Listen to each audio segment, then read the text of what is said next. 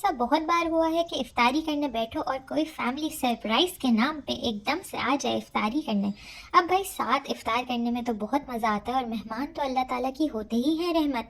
लेकिन बात बस ये है कि घर की खवातीन ज़रा घबरा जाती हैं, क्योंकि उनके दिल में होता है कि भाई जो भी आए उनके लिए बेहतरीन से बेहतरीन इंतज़ाम किया जाए।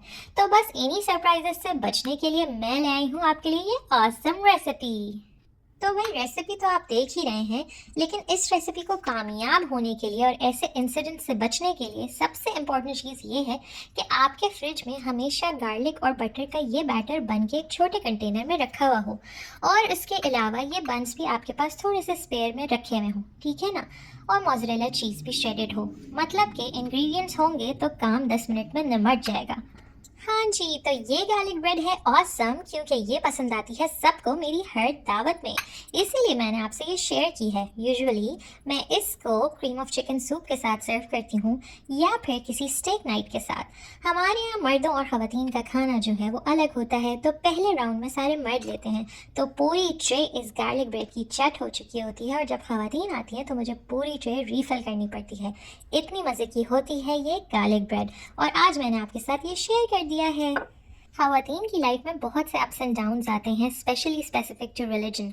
टीनेज और 20s में आप एस कर रहे होते हैं अपनी नमाज़ें, रोज़ा एंड ऑल द इबादत्स और सारी दुआएं, और आपको लगता है कि बस अब लाइफ सेट है, और फिर अल्लाह ताला आपको बहुत अच्छा सा तोहफ़ा देते हैं, एक अच्छे लाइफ पार्टनर के, उसमें आपकी शादी हो जाती है, और फिर भी आप एक स्टेडी पेस पे चल रहे होते हैं अपने पार्टनर के साथ, because then you are growing together. लेकिन फिर एक फेज़ आता है बच्चों का, और उसमें ख़वातीन जो हैं वो not only physically but emotionally and mentally भी इन्वेस्ट हो जाती हैं।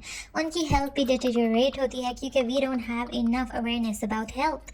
तो फिर उसमें ये होता है कि आप रिलीजन से थोड़ा थोड़ा दूर हो जाते हैं, और उसका बड़ा गिल्ट होता है when you are missing your rozas and when you are missing your ibadats. लेकिन विद टाइम चीज़ें आहिस्ता आहिस्ता अपनी जगह पर वापस आ जाती हैं, एंड देन अगेन आप उन्हीं चीज़ों में फिर से एस करते हैं, and this time with your kids, अपने बच्चों के साथ। और बच्चों के साथ ये सब चीज़ें करने में कितना मज़ा आता है ये हर मदर समझ सकती है। बच्चों के साथ सहरी करना, साथ इफ्तार करना, साथ तरावी पे जाना, एक साथ दीन में ग्रो करना और नई नई चीज़ें ट्राई करना, स्पेशली कुकिंग में, इट्स रियली ऑसम।